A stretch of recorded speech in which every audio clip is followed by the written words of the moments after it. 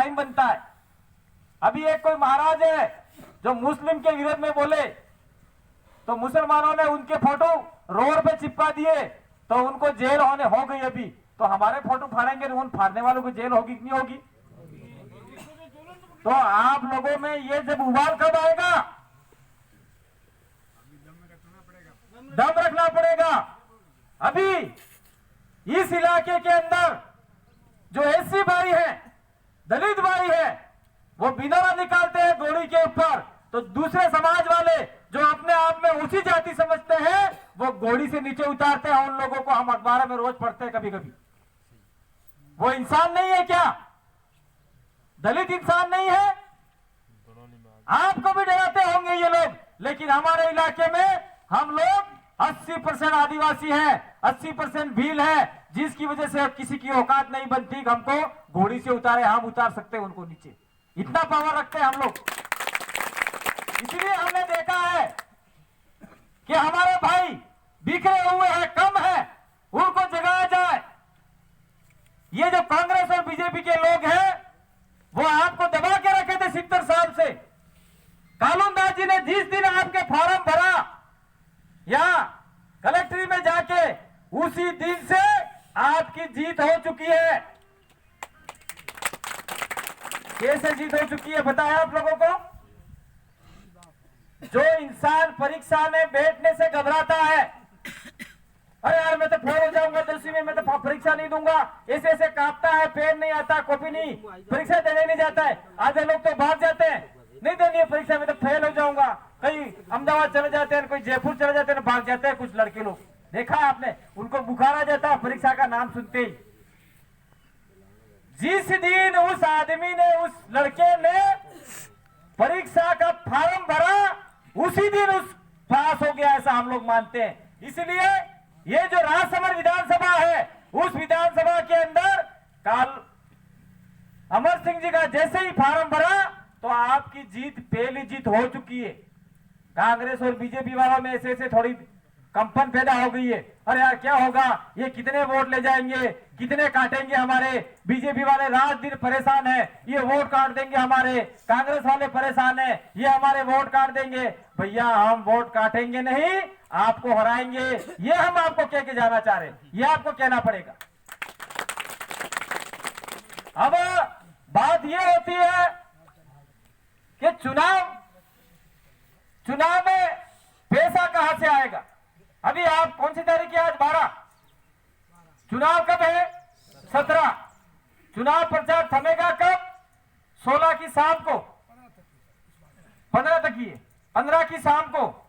फिर भी आप इकट्ठे नहीं होके घर घर जा सकते हो, घर घर जा सकते हो झुंड बना के। तो अमर सिंह जी पहले भी चुनाव लड़े हैं जोधपुर के अंदर सांसद का, और एमएलए का चुनाव लड़ने वाले थे, लेकिन वहां पे राजनीतिक पार्टियों ने अमर सिंह जी का नाम मतदाता सूची से गायब कर दिया था। इतने लोग वो साथी रहे, हम लोग हमारे वोट चले जाएंगे यूं करके। तो वो उन्होंने फिर हिम्मत नहीं हारी, सांसद का चुनाव लड़े, कांग्रेस बीजेपी को रोडों पे घूमता चालू कर दिया था। और आपके इलाके में कुछ लोग हमको कह रहे थे कि अमर सिंह जी वहां के हैं, यहाँ के किसी के आदमी को खड़ा किया होता। तो अमर सिंह जी वहां के हैं, यहाँ के, ऐसा कोई नहीं माने। मोहम्मद अजरुद्दीन, आपने नाम सुना होगा क्रिकेटर का। मोहम्मद अजरुद्दीन कहाँ का है? हैदराबाद का। चुनाव कहाँ पे आके लड़ता है? टोक सवाई माधोपुर के अंदर। क्यों लड़ता है? कि कांग्रेस और बीजेपी वाले जानते हैं कि कौन सा मुसलमान लाया जाएगा और मुसलमान के इलाके में डाला जाएगा ताकि वो चुनाव जीतेगा। वो भी जातिवाद का, धर्मवाद का कार्ड खेलते हैं। तो हमने तो जातिवाद और धर्मवाद का कार्ड नहीं खेला है, लेकिन इस राजसमंद इलाके में कोई ऐसा आदमी होना चाहिए था जो डरे नहीं, घबराए नहीं और शासन प्रशासन के साथ अच्छी बात कर सके और कांग्रेस बीजेपी के साथ में मुकाबला कर सके। ऐसे व्यक्ति को आपके सामने खड़ा किया है। अब अमर सिंह जी आपके लिए रास्ता बना के जा रहे हैं। 2024 के अंदर आप लोग कड़ी तैयारी करें। अमर सिंह जी अपने खेत में पहले बीज लगाते नहीं लगाते? अमर सिंह जी, ये आपके राजसमंद इलाके में बीज लगा के जा रहे, छोटे छोटे पौधे आप लोग पौधे के रूप में पनप रहे हो और आने वाले समय में बहुत बड़े पेड़ बनोगे। उस पेड़ में फल लगेगा, आपका परिवार खाएगा, आपका समाज खाएगा, एससी समाज खाएगा, माइनॉरिटी समाज खाएगा। इसका मतलब ये नहीं है कि हम लोग भील लोग हैं और भील ही खाएंगे। और अभी मैंने पूछा था इस इलाके में कि अपने भीलों की संख्या कितनी है, राजसमंद के अंदर वोटर कितने हैं, तो रोशन जी ने कहा 17,000 के आसपास हैं। 17,000 नहीं है, 35 से 40,000 भील है, लेकिन आप लोगों को पता नहीं है कितने हैं। 35 से 40,000, 20-30 हजार वोट एससी समुदाय के हो गए, कुछ माइनॉरिटी समुदाय के हो गए, और मान लीजिए ये सारे के सारे वोट आपको मिल गए, तो आपका उम्मीदवार अभी जयपुर में जाके हमारे 2 एमएलए हैं, उनके साथ में बैठ के ज्यादा ताकत बना के आपके लिए लड़ सकता है। अब आती है बात जो हमारे विधानसभा चुनाव और लोकसभा चुनाव में हमने वहां पे जो फार्मूला अपनाया था, वो चुनाव लड़ने के लिए पैसा नहीं है। हमारे लोगों को आदत पड़ गई है पैसा खाने की, दारू पीने की। कोई भी समाज का आदमी हो, मैं अपने समाज को नहीं कह रहा हूं, चाहे वो एससी समुदाय का हो, चाहे ओबीसी का हो, चाहे किसी भी जाति धर्म का हो, चुनाव में वो कहते हैं भाई बीजेपी वाला आया है, कौन सा दारू लाया, दे जाला। मांगते कि नहीं मांगते भाई? और जो दारू नहीं देता उसको वोट भी नहीं देती। और महिलाओं के लिए साड़ियां कौन लाया है?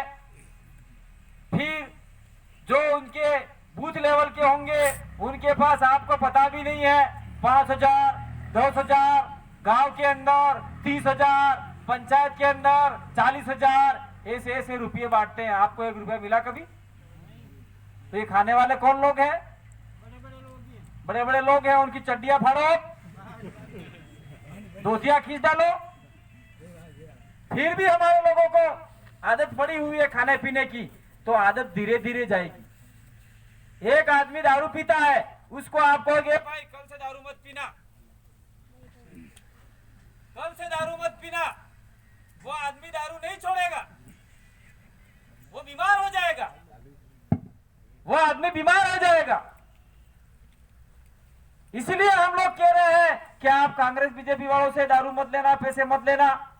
तो आप लोग क्या है यार, चुनाव तो 5 साल में आते हैं, अभी 2.5 साल में वापिस आए हैं, क्योंकि हमारे बीच में पूर्व विधायक किरण माहेश्वरी जी कोरोना वायरस से डेथ हो गई, इसकी वजह से ये चुनाव आए हैं। तो हम लोगों ने वहां कहा था, अभी राजस्थान में किसकी सरकार है? बोलो तो सही भाई। कांग्रेस की